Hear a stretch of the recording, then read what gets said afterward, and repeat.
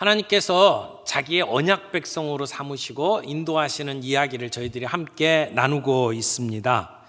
언약 백성이지만 야곱의 집안에는 편애, 시기, 갈등, 그리고 질투 이런 것들로 가득 차 있었죠. 그래서 요셉을 죽이려고 하다가 애굽의 노예로 팔게 됩니다. 그런데 하나님께서는 그런 요셉을 지키시고 그 요셉을 성장시키시고 하나님이 원하시는 모습으로 다듬어 가셨습니다. 그래서 애굽의 총리를 세우시고 그리고 그 주변 모든 국가들이 기근으로 죽어가는 상황 속에서 하나님의 백성을 보호하시고 구원하셨습니다. 이제 곡식을 구하러 온 야곱의 아들들이 이제 요셉과 만나는 장면을 저희들이 보았습니다. 그래서 가족들이 화해하고 하나가 되도록 하시는 그러한 이야기를 저희들이 나눴죠. 이제 야곱은 모든 가족을 이끌고 애굽으로 내려가기로 결정을 하게 됩니다. 그래서 모든 가족을 이끌고 하나님의 약속의 땅 가나안 땅을 떠나서 또 다른 하나님의 약속이 이루어지는 땅 애굽의 고센 땅을 향하여 출발을 하게 됩니다. 그런데 이 출발하는 시작과 도착하는 과정 속에 하나님께서 야곱에게 나타나십니다. 이렇게 나타나시는 것을 어려운 말로 현현이라고 그러죠. 하나님의 현현, 하나님이 나타나셔서 말씀하시는 그 모습이 앞뒤로 나타납니다. 그래서 밤중에 환상 가운데 하나님께서 야곱을 만나 주시고 그리고 두려워하는 야곱을 붙드시고 용기를 주시고 하나님의 뜻이 무엇인지를 보여주십니다. 그리고 너희만 보내는 게 아니라 내가 너희와 함께 있을 것이다. 그리고 나중에 너희들을 다시 이끌어서 가나안 땅으로 돌아오게 할 것이다 라고 하는 하나님의 분명한 말씀을 야곱에게 주시죠.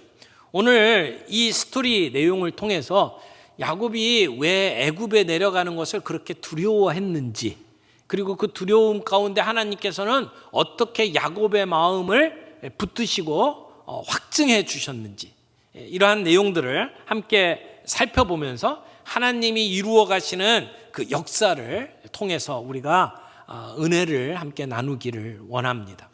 첫 번째 함께 다루고 싶은 것은 헤브론을 떠나서 브엘세바까지 도착한 그 야곱의 두려움에 대해서 함께 살펴보겠습니다. 46장 1절 말씀을 다시 한번 읽습니다.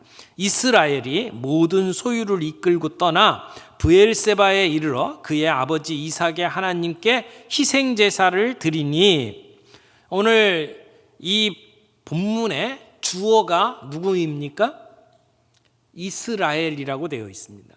우리는 계속 야곱을 이야기를 하는데 영적인 중요한 어떤 상황을 설명할 때는 야곱이라고 하지 아니하고 하나님께서 주신 새 이름 이스라엘을 사용을 하고 있습니다. 오늘 이 장면은 야곱의 생애 가운데 영적으로 굉장히 중요한 순간입니다. 그래서 변화된 그의 신분에 걸맞는 그러한 이름으로 사용을 하고 있죠. 그래서 이스라엘이 모든 소유를 이끌고 어디까지 갔다고요? 브엘세바까지 갔다라고 이야기를 합니다. 그러면 야곱은 어디에서 살았습니까? 헤브론이라고 하는 지역에서 살고 있어요. 그곳에서는 양과 염소를 치는 이 목축업과 더불어 곡식을 키우는 경작을 함께 하면서 살았던 곳입니다. 그런데 이제 야곱의 가족들이 이제 애굽으로 가는 길에 지금 브엘세바까지 도착을 한 겁니다. 근데 헤브론에서 애굽으로 가는 길은 두 가지 루트가 있습니다. 하나는 헤브론에서 저 서쪽 그 해변까지, 지중해 있는 데까지 해변길을 갔다가 해변길을 따라서 애굽을 가는 방법이 있습니다. 이게 제일 쉽고 편한 길입니다. 그런데 또 하나의 루트가 있는데 그것은 지금 야곱이 간 것처럼 헤브론에서 남쪽으로 쭉 그 육지를 따라서 밑으로 내려와서 브엘세바까지 가서 거기서부터 광야길을 쭉 따라가지고 애굽까지 가는 길입니다. 요셉이 종으로 팔려갔던 길은 첫 번째 루트입니다. 그러니까 미디안 그 상인들이 요셉을 이제 사가지고 그래서 애굽에 갔을 때에는 이 지중해에 있는 해안가까지 갔다가 거기서 해안길을 따라서 애굽으로 내려갔습니다. 그런데 야곱의 아버지 이삭과 그의 할아버지 아브라함이 애굽에 갔던 길은 두 번째 루트였습니다. 그래서 브엘세바까지 내려가서 거기에서 술길을 따라서 광야로 애굽에 가는 길입니다. 그런데 이 길은 광야를 걸어가야 되기 때문에 굉장히 힘든 길이라고 말할 수 있을 겁니다. 여러분, 우리나라를 이야기할 때 저 신의주에서 부산까지 이렇게 얘기를 하죠. 아니면 저 백두에서 한라까지 이렇게 얘기를 해요. 그게 한반도를 이야기하잖아요. 이 팔레스타인 지역 가나안 땅을 이야기할 때는 제일 북쪽은 단이라고 하는 곳입니다. 그래서 단에서부터 제일 남쪽 브엘세바까지, 그래서 단에서부터 브엘세바까지, 그러면 이것이 가나안 땅의 끝과 끝을 이야기하는 겁니다. 그러니까 브엘세바를 떠나면 가나안 땅을 떠나는 겁니다. 그러니까 지금 가나안 땅을 떠나기 전에 마지막 머무는 곳에 지금 야곱이 갔습니다. 이 브엘세바다라고 하는 이 땅 이름은 그 맹세의 우물이라는 뜻을 가지고 있어요. 여기에는 예전에 아브라함도 살았고 이삭도 살았습니다. 그곳에서 하나님의 그 음성을 듣고 하나님이 약속을 받았던 그런 땅입니다. 그러니까 선조들에게 있어서는 하나님께 제사를 드렸고 예배하고 그러면서 하나님을 만났던 영적으로 중요한 땅입니다. 근데 지금 야곱이 애굽을 가면서 막바로 가질 않고 선조들이 예배드렸고 하나님을 만났던 장소 브엘세바에 가서 하나님께 예배를 드립니다. 희생 제사를 드리게 됩니다. 왜 그랬을까요? 근데 뒤에 보면 하나님께서 야곱에게 나타나셔서 하시는 말씀이 너는 애굽에 내려가는 것을 두려워하지 말아라 라고 이야기를 하죠. 그렇다면 지금 야곱의 마음은 어떻다는 겁니까? 야곱은 두려워하고 있다는 얘기죠. 지금 야곱은 굉장한 두려움에 사로잡혀 있고 그 두려움 가운데 하나님을 찾고 있습니다. 왜 하나님 앞에 나와서 예배를 드릴까요? 예전에 자기 아버지 할아버지가 만났던 그 하나님 만나 뵙고 하나님의 뜻을 구하고 싶었던 겁니다. 자기가 베델에서 그 사닥다리가 오르락 내리락 하는 가운데에 하나님을 만났던 그 하나님, 그리고 얍복강 강가에서 하나님과 씨름하면서 만났던 그 경험을 기억하면서 지금 내 모든 가족들을 이끌고 애굽으로 가는 이 결정을 내림에 있어서 하나님의 뜻이 무엇인지를 알고 싶습니다. 이 길이 정말 하나님의 뜻입니까? 이걸 확인하고 싶었던 겁니다. 왜 야곱은 가나안 땅을 떠나서 애굽에 가는 것을 두려워하고 있을까요? 몇 가지 이유가 있습니다. 무엇보다도 야곱은 나이가 많이 들었습니다. 이제 천국 문 앞에 서 있는 나이다 이렇게 말할 수 있을 거예요. 그런 나이에 뭘 이사를 가고 이민을 가고 그거 쉽지 않은 거잖아요. 나이가 들면 들수록 움직이는 게 쉽지 않습니다. 새로운 경험을 하는 게 쉽지 않죠. 우리 연세 드신 분들 가운데에 새로운 환경으로 옮겨가는 거 참 싫어하는 것들을 많이 봐요. 자식들이 있는 곳에 어머니 아버님 오셔서 우리가 이렇게 잘 모시고 있을 테니까 우리한테 오세요 그래도 안 가셔요. 친구도 없고 가봤자 자기 가족들밖에 모르잖아요. 거기서 새로운 사람을 만나야 되고 그게 싫은 거예요. 그러니까 나이가 들면 들수록 그런 새로운 도전을 하는 것이 어려울 겁니다. 지금 야곱도 그런 면에 있어서 마음에 두려움이 있었을 거예요. 그런데 뿐만 아닙니다. 야곱이 두려워하는 이유가 뭘까요? 그것은 지금 애굽에 내려가는 것이 그냥 잠시 다녀오는 여행이 아니에요. 가면 얼마나 있어야 될지 몰라요. 그러니까 어떻게 보면 단기 여행을 가는 게 아니고 이민을 가는 겁니다. 그것도 얼마나 걸릴지 모르는. 그리고 자기 할아버지에게 주셨던 약속의 말씀을 야곱은 기억하고 있을 거예요. 너희들이 이방에 객이 되어 얼마 동안 살 거다라고 하는 이야기를 들었고 그걸 기억하고 있을 거예요. 아마 우리가 지금 애굽으로 가는 길이 그 이방의 객이 되는 것일지도 모른다라고 하는 생각을 갖고 있는 거죠. 거기서 얼마 동안 머물러야 될지는 몰라요. 그런 여행을 떠나는 야곱이기 때문에 야곱은 두려움에 쌓여 있었을 겁니다. 무엇보다도 두려웠던 것은 자기 가족의 역사 때문에 그래요. 아브라함이 가뭄 때문에 애굽으로 갔다가 어려움을 당했죠. 거기서 자기 아내를 누이라고 속였습니다. 근데 아버지도 똑같은 일을 했어요. 가뭄 때문에 애굽에 갔다가 자기 아내를 누이라고 속였죠. 그래서 여러 가지 어려운 일을 겪었잖아요. 그러니까 그들에게 애굽으로 가는 것은 하나님을 신뢰하지 못하고 불신앙의 길이라고 생각을 했을 거예요. 자기 아버지, 할아버지의 경험을 통해서 애굽으로 내려가는 길이 하나님이 기뻐하시지 않는 길이라고 하는 생각을 가지고 있었을 거란 말이에요. 그런데 지금 기근이 왔고 그래서 가족들을 이끌고 지금 애굽으로 또 가야 된단 말이에요. 그러니까 내키지를 않는 거죠. 물론 죽었다고 생각했던 요셉이 살아있고 그를 만나는 것은 그에게 큰 기쁨이었을 겁니다. 하지만 온 가족이 하나님이 주셨던 약속의 땅 가나안을 버리고 애굽으로 이주하는 것은 그렇게 쉬운 결정이 아니었을 거예요. 그래서 마음속에 하나님, 우리가 애굽으로 가는 것이 하나님의 뜻입니까? 이것이 하나님이 주신 약속을 저버리고 하나님을 배신하는 것은 아닐까요?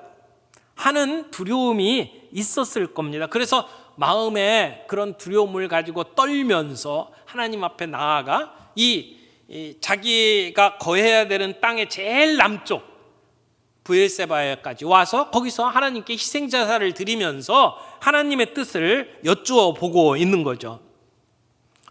여러분, 하나님의 뜻을 아는 것이 쉽지 않죠. 애굽에 가는 것 다 나쁜 게 아니에요. 그 아버지, 할아버지가 애굽에 갔던 것은 불신앙의 그 선택이었지만 지금 야곱의 가족들이 애굽에 가는 것은 하나님의 약속에 따라 가는 것이지 아버지, 할아버지가 했던 그 행동과는 분명히 다른 결정이었습니다. 그럼에도 불구하고 야곱은 확신이 서지를 않은 거예요. 그래서 이것이 하나님의 뜻인지 알고 싶었을 겁니다. 인간적인 눈으로 보게 되면 애굽은 풍요의 땅입니다. 애굽에 가면 지금 이 기근으로 죽어가는 상황 속에서 살 수가 있습니다. 그 땅에 가면 아들의 보호를 받으면서 편안하게 머물 수가 있습니다. 가나안 땅에 머물면 기근 때문에 모든 식구들이 죽을 수밖에 없어요. 그 땅은 지금 죽음의 땅입니다. 지금 야곱의 가족이 풍요의 땅으로 떠나는 것이 하나님의 뜻이냐 아니냐, 이것이 판단하기가 어려웠던 것이죠. 여러분, 하나님께서 우리에게 풍요로운 곳으로 인도하시는 것이 다 하나님의 뜻은 아니에요. 풍요의 땅으로 가느냐 아니냐가 아니라 중요한 것은 하나님의 뜻을 따라가느냐 아니냐가 중요한 거죠. 요나가 하나님의 낯을 피해서 도망가려고 할 때에 모든 일이 술술 잘 풀렸어요. 그래서 바닷가에 항구에 가니까 마침 하나님이 가라고 하는 곳 반대쪽으로 가는 배가 준비되어 있었잖아요. 그래서 일이 순적하게 풀린다고 생각하고 그 배에 올라탔습니다. 여러분, 순적하게 일이 풀린다고 해서 그것이 하나님의 뜻이 아닐 수 있다는 것을 기억해야 합니다. 풍요로운 곳에 하나님의 이 뜻이 있다고 말할 수도 없습니다. 아브라함과 이삭은 기근을 만났을 때 풍요로운 곳을 갔다가 책망을 받았어요. 그런데 지금 야곱은 이 기근의 시절에 애굽으로 갑니다. 근데 그것은 하나님의 뜻이었단 말이에요. 우리의 삶 속에 우리가 수많은 결정들을 내립니다. 그 결정들이 정말 하나님의 뜻이냐 아니냐 우리가 분별할 수 있는 영적 눈이 있어야 합니다. 야곱은 그 일을 위해서 브엘세바에서 단을 쌓고 그리고 하나님께 희생제사를 드리며 하나님께 물어보고 있는 겁니다. 두려움 가운데 하나님께 여쭤보고 있는 겁니다. 두 번째, 이 두려워하는 야곱에게 하나님이 확증을 해 주십니다. 어떻게 확증을 하시는지를 좀 보죠. 2절 말씀 보겠습니다. 그 밤에 하나님이 이상 중에 이스라엘에게 나타나 이르시되, 여기 이상 중에 그랬죠? 이상 중이라는 것은 환상 중에 그런 뜻으로 읽어도 괜찮습니다. 하나님께서 꿈속에 또는 환상 중에 지금 야곱에게 찾아오셔서 말씀을 하십니다. 근데 뭐라고 말씀하셨어요? 야곱아, 야곱아 두 번이나 불렀어요. 야곱의 이름을 불러주시는 하나님, 그것도 굉장히 자상하게 부르시고 있죠. 두 번이나. 때로는 하나님께서 우리가 잘못된 길을 갈 때는 헛되게 책망하시면서 야곱아 이렇게 말씀하실 수도 있을 거예요. 근데 지금 이 순간은 하나님의 뜻을 구하는 야곱에게 하나님은 아주 친절하게 찾아오셔서 말씀을 하고 있습니다. 두 번씩이나 이름을 부르면서. 그때 야곱이 제가 여기 있습니다 이야기를 하죠. 그래서 야곱과 하나님 사이에 지금 대화가 이루어지고 있는 것을 봅니다. 아브라함도 이삭도 하나님과 이런 대화들을 했습니다. 그때 하나님께서는 아브라함에게 내가 아들을 낳을 것이고 그 아들이 후손들을 낳고 그래서 그 후손들이 하늘의 별과 같이 많을 것이다 라고 약속을 해 주셨죠. 그랬던 하나님이 오늘은 야곱을 만나시고 야곱과 대화를 하십니다. 그래서 오늘 이 야곱에게 주시는 하나님의 말씀을 보게 되면 하나님의 뜻이 어디에 있는지를 분명하게 더 이상 논란이 없도록 만들어 주십니다. 먼저 하나님께서는 이 야곱에게 자신이 누구이신지를 밝혀주십니다. 나는 누구다라고 이야기를 하시죠. 3절에 보니까 하나님이 이르시되 나는 하나님이라 내 아버지의 하나님이니. 나는 하나님이라고 이야기를 하셔요. 그런데 어떤 하나님? 내 아버지의 하나님. 여기서 말하는 아버지라고 하는 것은 단순히 이삭만을 이야기하는 게 아니고 이삭과 아브라함, 그의 조상의 하나님이다라고 이야기를 하는 거죠. 그래서 성경에는 이런 표현이 참 많이 나옵니다. 아브라함의 하나님, 이삭의 하나님, 야곱의 하나님. 이 믿음의 족장들 세 사람의 이름을 걸어서 아브라함의 하나님이시고 이삭의 하나님이시고 야곱의 하나님이라고 얘기해요. 그 의미가 뭘까요? 하나님은 하나님의 언약의 이 자손들을 돌보시는 하나님이셔요. 그래서 아버지 때에 할아버지 때부터 하나님께서는 만나주시고 약속하시고 그들을 돌봐주셨잖아요. 그것이 대대로 이어지고 있는 모습을 보게 됩니다. 그런데 이 표현은 아브라함 때도 살아계신 하나님, 이삭 때도 살아계신 하나님, 그리고 지금 야곱의 이 어려운 상황 속에서도 살아서 역사하시고 만나주시는 하나님이다 라는 뜻이죠. 그래서 하나님은 그저 옛날 과거에 아브라함과 이삭과 야곱의 하나님만이 아닙니다. 오늘도 살아계셔서 우리의 하나님이 되셔요. 저와 여러분의 하나님이 되신단 말입니다. 이 얘기는 역사 속에 계신 하나님이지만 오늘도 살아서 역사하시는 하나님을 말씀하고 있는 거예요. 그래서 야곱이 나의 하나님이라고 고백한 것처럼 오늘 이 자리에 계신 여러분, 저와 여러분들이 그 하나님을 향하여 나의 하나님이다 라고 고백할 수 있게 되어야 할 것입니다. 지금 내 아버지의 하나님이라고 이야기를 하시면서 주시는 약속들이 몇 가지가 나와요. 첫 번째는 뭐냐면 3절에 보니까 애굽으로 내려가기를 두려워하지 말라. 두려워하지 말라고 이야기를 합니다. 두려워하는 야곱의 마음을 붙드시는 거예요. 그에게 안심시켜 주시는 하나님이신 것을 봅니다. 지금 어쩔 수 없는 상황 속에서 애굽에 내려가지만 불안함이 있어요. 이게 하나님의 뜻인지 아닌지에 대한 그 두려움과 초조함을 가지고 있는 야곱에게 이것은 하나님의 뜻인 것을 분명하게 알려주시면서 두려워하지 말라고 말씀을 합니다. 어떤 성경학자들은 지금 야곱이 그의 가족들을 이끌고 애굽에 내려가는 것은 불신앙의 결과다 이렇게 해석을 하는 분들이 있어요. 그런데 저는 동의하지 않습니다.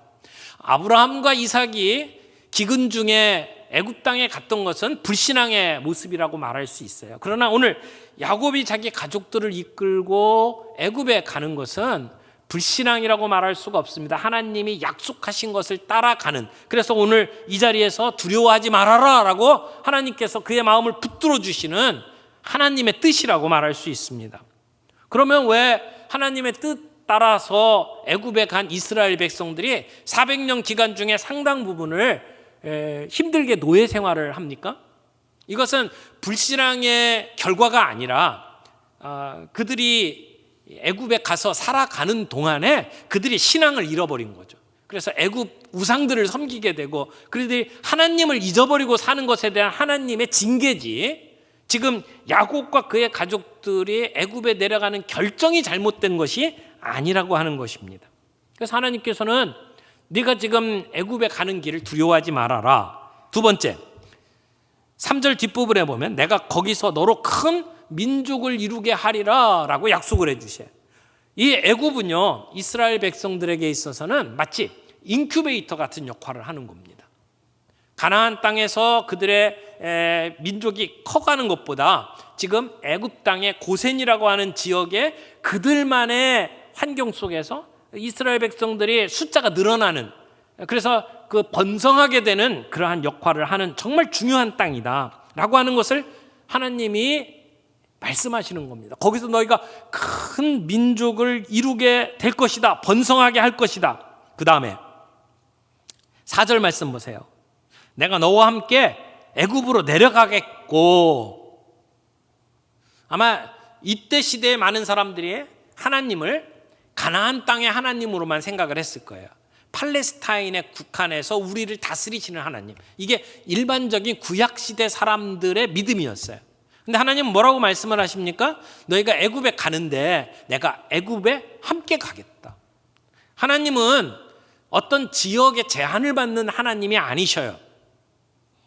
지금 이 야곱의 가족들이 가나안 땅에 있을 때뿐만 아니라 애굽에 가서 머무는 동안에도 나는 너희들과 함께 있겠다라고 하나님께서 약속을 해주시는 거죠. 그래서 애굽으로 떠나는 야곱의 발걸음을 가볍게 해주시는 겁니다. 이 야곱이 애굽으로 가는 것은 합당한 걸음이다. 주님의 설하신 손길 안에서 이루어지는 거다. 내가 너와 함께 하겠다라고 하나님이 약속을 해주시는 거예요. 야곱아, 내가 어디로 가든지 내가 너와 동행할 것이다. 내가 임마누엘의 하나님이 될 것이다. 이렇게 하나님께서 위로해 주시는 겁니다. 5번째, 하나님이 주신 약속이 하나 더 있습니다. 그곳에서 요셉의 부양을 받으면서 평안히 지내다가 요셉의 손으로 야곱의 눈을 감기게 하겠다고 약속을 하시는 겁니다. 요셉은 야곱이 가장 사랑하는 아들이었습니다. 한때는 그가 죽었다고 생각하고 비통 속에 야곱이 살았습니다만 지금 요셉을 다시 만나는 감격을 누리게 되죠. 그가 성공해서 애굽의 제2인자가 돼 있잖아요. 그 요셉을 만나는 것이야말로 야곱은 정말 더할 나위 없는 기쁨이었을 것입니다. 그런데 무엇보다도 그의 인생의 마지막을 그 요셉의 품 안에서 마무리할 수 있게 된다라고 하는 것은 큰 축복이라고 말할 수가 있을 것입니다.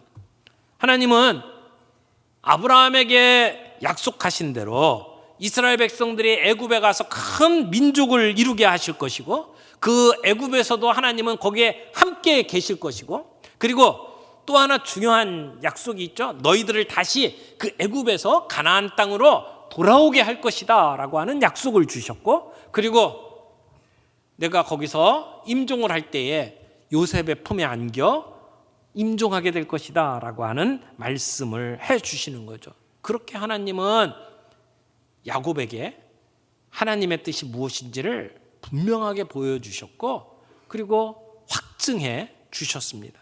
세 번째로 살펴볼 것은 이제 애굽 땅으로 내려가는 이스라엘 자손들의 명단이 나옵니다. 여기 족보가 쭉 나오게 되죠. 그래서 이스라엘 백성들이 몇 명이 어떻게 가나안 땅을 떠나서 애굽 땅에 정착하게 되는지를 보고를 하고 있습니다. 그래서 하나님의 인도하심에 따라서 이제 야곱의 자손들이 애굽 땅으로 가죠. 바로 왕이 보내준 그 수레에 이제 야곱이 몸을 싣고, 그리고 안여자들과 그리고 어린 자녀들이 함께 수레에 탑니다. 장정들은 이제 그 가나안 땅에서 자기들이 키우고 있던 양떼, 소떼, 그리고 염소떼들을 이제 이끌고, 그리고 함께 그 길을 걸어가고 있습니다. 그들이 머무는 곳이 가나안이냐 애굽이냐는 큰 문제가 안 됩니다. 어디에 있든지 그들과 함께 하시는 하나님이 같이 계시기 때문입니다. 그러면서 가게 되는 사람들의 족보를 쭉 거론을 하죠. 그리고는 그들이 함께 가는 명단이 몇 명이라고 이야기를 합니까? 27절에 보니까 애굽에 이른 자가 모두 몇 명? 70명이었더라. 근데 정확하게 사람들의 숫자가 70이라는 얘기는 아닙니다. 의도적으로 70이라고 하는 숫자를 맞춘 거죠. 이 구약에 보게 되면 7이라고 하는 숫자는 완전 숫자예요. 그리고 10이라고 하는 숫자는 이게 가득 채워진 충만의 숫자입니다. 그래서 7 곱하기 10 그러면 완전한 숫자다라고 하는 것을 의미를 하고 있어요. 그래서 애굽으로 내려가는 야곱의 가족들이 이렇게 완전하다라고 하는 것을 표현하는 숫자일 수도 있고요. 나중에 지금 들어가는 사람이 70인데 나중에 그들이 애굽에서 나올 때 400명 뒤에는 장정만 60만 명이 됩니다. 그러니까 비교가 되죠. 70명에서 60만 명으로 엄청나게 불어난 숫자를 보여주기 위한 그러한 숫자일 수도 있습니다. 여기에 나오는 이 70은 하나님의 언약의 백성 이스라엘 전체를 대표하는 숫자라고 말할 수 있죠. 명단을 쭉 보게 되면 레아의 가족들부터 소개를 합니다. 레아가 낳은 아들들이 6명이에요. 거기에 딸 하나가 있죠. 그래서 6 플러스 1이에요. 근데 레아의 가족들이 어떻게 구성되어 있고 그들이 낳은 자식들이 몇 명이다 이렇게 정리를 하고 있고요. 또 하나 레아의 종이었던 실바가 낳은 자식들을 소개를 하고 있죠.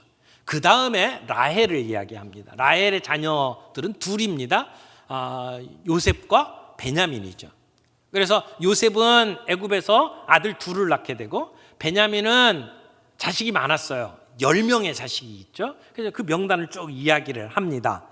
그리고 나서 라헬의 종이었던 빌하의 가족들을 소개를 해요. 그래서 이 모든 숫자를 합하니까 70명이다 이렇게 이야기를 하는데 여기에는 자부들의 숫자가 빠졌어요. 그러니까 며느리 숫자는 아예 이름도 안 들어갔고 명단에 안 들어갔어요. 그리고 어린 자녀들도 빠졌어요. 그러니까 지금 이 카운트하는 이 사람 숫자를 세는 방법이 지금 우리가 세는 숫자하고 다르기 때문에 성인들의 숫자로 70명을 제한을 했고 남자들로 대부분 이루어져 있어요. 그러니까 애굽에 내려갔던 가족들의 숫자는 이보다는 훨씬 더 많을 거예요. 아무리 적게 잡아도 100명 이상이 될 거예요. 거기에 종들도 있고요. 일꾼들이 있었단 말이에요. 굉장히 큰 무리가 지금 애굽으로 내려가고 있다라고 하는 것을 알 수 있을 겁니다. 이 가족들의 숫자는 결국은 하나님 나라 언약 백성의 숫자를 이야기하는 거예요. 하나님께서는 이런 작은 숫자를 애굽 땅으로 이끌어 들이시고 그리고 고센 땅 안에서 번성하게 만드셨습니다. 그래서 하나님의 온전한 백성으로 만드시는 인큐베이터 역할을 하게 만드셨던 것이죠.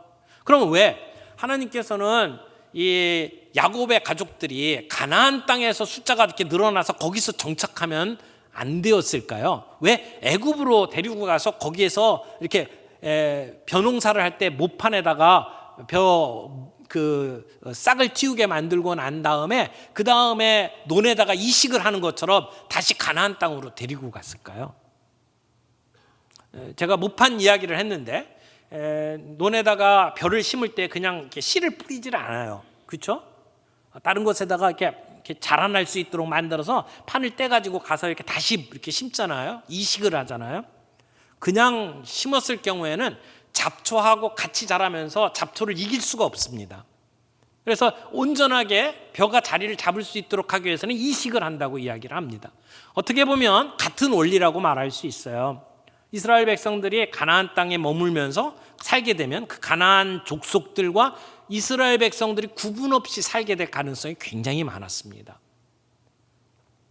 보면 유다부터 시작해서 가나안 여인과 결혼을 했잖아요. 그래서 혈통을 섞어버렸어요. 그래서 온전히 하나님의 백성이라고 이야기할 수가 없었을 겁니다. 그런데 애굽으로 끌어들이셨거든요. 그런데 애굽은 요셉에게 찾아왔을 때 그 형들에게 식사 대접을 할 때도 애굽 사람하고 이 히브리 사람하고 구분을 시켜버리잖아요. 같이 식사를 안 할 정도로 그들은 구분을 시켰어요. 이렇게 멸시하고 천대하는 분위기였지만 어떻게 보면 이스라엘 백성들이 자기의 민족의 혈통을 유지할 수 있는 가장 좋은 환경이라고 말할 수 있을 겁니다. 하나님은 그곳에서 이스라엘 백성들이 머물고 가장 비옥한 땅에서 번성할 수 있도록 만들었어요. 뿐만 아니라 가나안을 하나님께서 주시겠다고 약속을 하셨잖아요. 근데 가나안이 이스라엘 백성들의 땅이 되려면 그 안에 머물고 있었던 그 원주민들을 내어 쫓아내든지 아니면 다 죽여야 됩니다. 그런데 같이 살고 있는 상태에서 그들을 그렇게 하는 것은 아주 몰상식한 것이 되죠. 하나님은 그 피도 눈물도 없는 하나님처럼 보이게 됩니다. 그런데 하나님께서는 400년이라는 기간을 애굽에 두심으로 가나안에 있는 족속들이 아주 그 악이 극에 달하도록 내버려 두십니다. 그러니까 그들을 내어 쫓을 수 있는 명분이 생기죠. 그들은 하나님 앞에서 너무나 악한 사람들이었어요. 그들이 살아갔던 그 삶의 문화를 보게 되면 저 사람들은 망해야 되겠다라고 하는 생각이 들 정도로 악하게 살아갑니다. 그래서 그들의 악이 관영할 때까지 하나님은 기다리시고 그리고 400년 지난 뒤에 이스라엘 백성들을 통해서 그들을 심판하시게 되죠. 그래서 그들을 내어 쫓는 분명한 명분이 쌓일 때까지 하나님은 이스라엘 백성들을 애굽에 보관하시는 그러한 모습으로 나타납니다. 그래서 하나님께서는 준비된 이스라엘 백성들이 나중에 가나안을 정복하게 되고 그 땅을 하나님의 약속의 땅을 그들의 땅으로 차지할 수 있도록 만들어 주신 것을 보게 됩니다. 근데 우리들의 생각에는 왜 그렇게 하실까? 의문이 갈 수 있지만 하나님은 그 하나님의 넓은 그 역사의 계획에 따라서 이 일들을 진행해요. 우리들의 좁은 생각을 가지고는 답답하고 힘들다고 이야기할지 모르지만 그 하나님의 넓은 계획을 보게 되면 고개가 끄덕이게 되는 모습을 보게 되는 것이죠. 이스라엘 백성들, 여기 야곱의 백성들이 가나안을 떠나서 애굽에 머뭅니다. 근데 애굽에 머무는 동안에 그들의 사명이 무엇입니까? 애굽을 마치 가나안처럼 만드는 것이 그들의 사명이 아니에요. 하나님께서는 그들을 거기에 숨기신 겁니다. 그리고 그들이 마음속에 감춰두고 싶었던 것들을 하나님께서는 들춰내서 회개하게 만드셨어요. 죄와 허물, 부끄러운 것들을 드러내게 만드셨죠. 그래서 하나님의 백성으로서의 그들의 정체성을 가지고 살아갈 수 있도록 하나님은 그들을 만드셨습니다. 오늘 우리들의 삶 속에 하나님의 뜻이 무엇인지를 분별할 수 있는 분별력이 있기를 바랍니다. 우리의 인생을 살아가면서 이것이 하나님의 뜻일까? 무엇이 하나님이 나를 향하여 갖고 계신 뜻일까? 우리가 잘 알지 못합니다. 그래서 우리는 하나님 앞에 여쭤봐야 합니다. 그래서 우리는 하나님 앞에 예배자로 서고 하나님께 물어보고 그리고 하나님이 우리에게 주시는 말씀을 통해서 우리는 하나님의 뜻이 무엇인지를 분별할 수 있어야 합니다. 살아계신 하나님, 아브라함의 하나님, 이삭의 하나님, 야곱의 하나님은 오늘 저와 여러분의 하나님이십니다. 그리고 오늘도 우리에게 하나님의 뜻을 보여주십니다. 우리가 아둔하고 우리가 미련해서 하나님의 뜻을 알지 못할 때, 우리가 하나님 앞에 나아가 하나님께 예배하면서 하나님의 뜻을 구하면 하나님은 반드시 우리를 만나 주실 겁니다. 야곱아, 야곱아 라고 그의 이름을 부르면서 만나 주신 하나님께서 오늘 우리에게 말씀하시고 하나님의 뜻을 보여주실 겁니다. 그 뜻을 붙잡고 살아가는 것이 복된 인생입니다. 오늘 저와 여러분들이 그런 복된 인생이 되기를 바랍니다. 그래서 날마다 우리에게 주시는 예배의 시간들 소중한 시간으로 여기고, 우리가 아침에 첫 시간 하나님 앞에 무릎을 꿇고 하나님의 말씀을 읽고 큐티하고 묵상하면서 하나님의 뜻을 붙잡고, 그래서 하나님의 뜻대로 살아가는 삶. 우리가 애굽에 있든지 가나안에 있든지 하나님은 우리와 함께 하십니다.